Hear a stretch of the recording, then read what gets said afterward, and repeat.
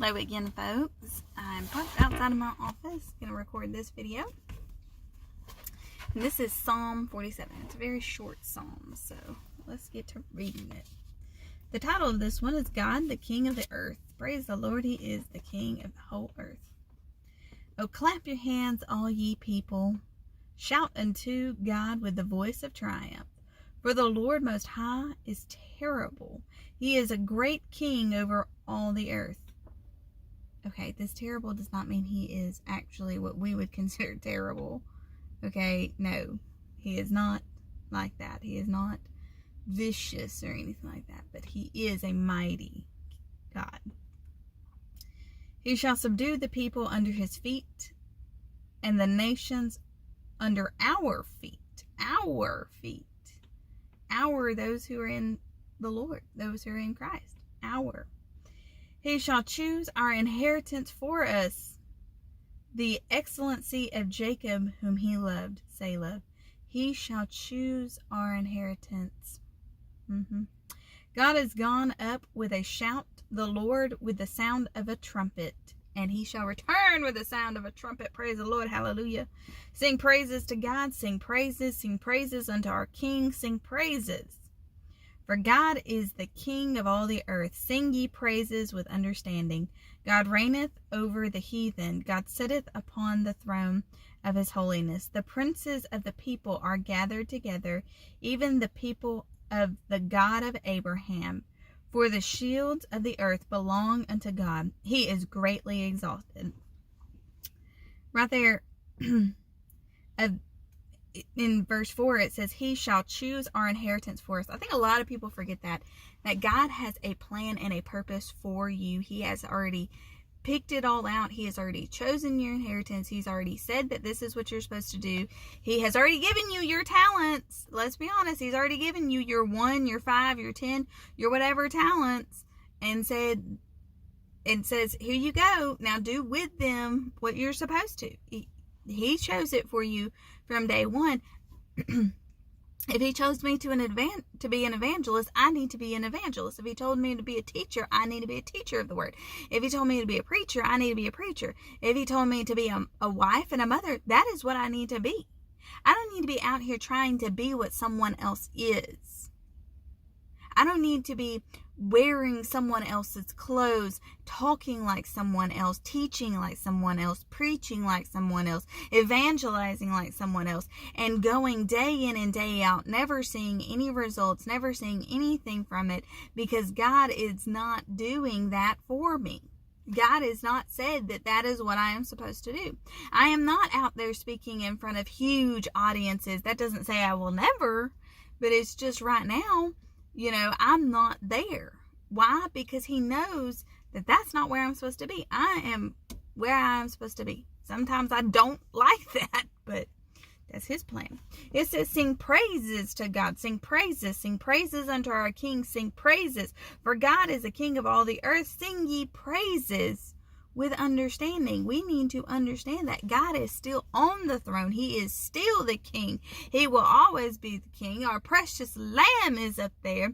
He is the King of Kings and the Lord of Lords. He is the Alpha and the Omega. He is the beginning and the ending. He is Jehovah Rophi, Jehovah Jireh, Yahweh, El Shaddai. He is the God of everything. His word is what created the universe. His word. And his word goes forth and it never comes back void. Praise you, O God, that you are still the King over all of us, and you will be exalted over all of the earth. And the thing with understanding too is we all need to have a whole lot more understanding when it comes to his word. We definitely do.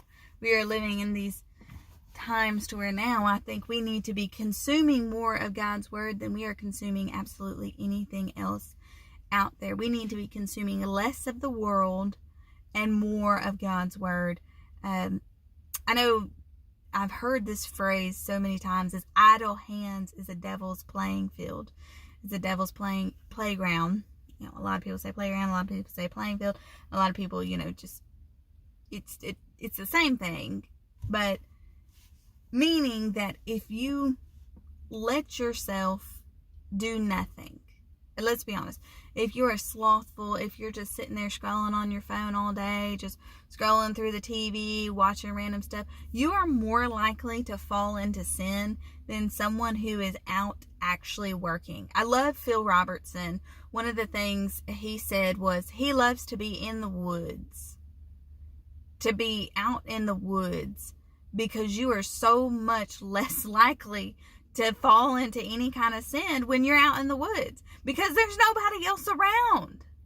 There's no one else around. It's just you and God, and that's it. And you're sitting there talking to the Lord the whole time, praying to him, praising him, worshiping him, things like that. A lot of people think that you can only worship in church. You do not have to be in church to worship. You can be outside at your home, sitting outside on your back porch, on your patio, whatever you got, sitting outside. You can be sitting there praising and worshiping the Lord just as much, if not more, than when you're sitting in church. Than when you're standing in church. You can turn on the same music that you hear in church and sing it there. You don't even have to have music. You can just start singing whatever comes. You can start singing some of these psalms. You can start praying some of those psalms and just praising the Lord through some of those psalms. It's not that hard, but we need to be consuming more time with the Father. We need to be consuming more of his word. We need to be consuming more of the things that Christ did and Christ would have us do. And slowly chipping away at the worldliness inside of us. And filling ourselves full of godliness. Of things of heaven. And keeping our eyes up to heaven at all times, because like it said, he went out with a trumpet. He coming back. He is coming with a trumpet. He's coming with the trumpets, the sounds of the trumpets. Glory, hallelujah. That will be a day. That will be an excellent day. An excellent day. And I hope that this lesson has blessed you. Go back and read Psalm 47. It's very short and easy. And it's a very easy read. And it's one of those that you can just sing out to the Lord. Sing them praises. Like it says, sing them praises. Even if you don't have a singing voice, still sing them. And I pray that the Lord blesses you, keeps you, makes his face shine upon you, and all things is gracious unto you. And until next time, God bless you. And God bless you for being here. Thank you, Lord, for having this person be here. Till next time, God bless.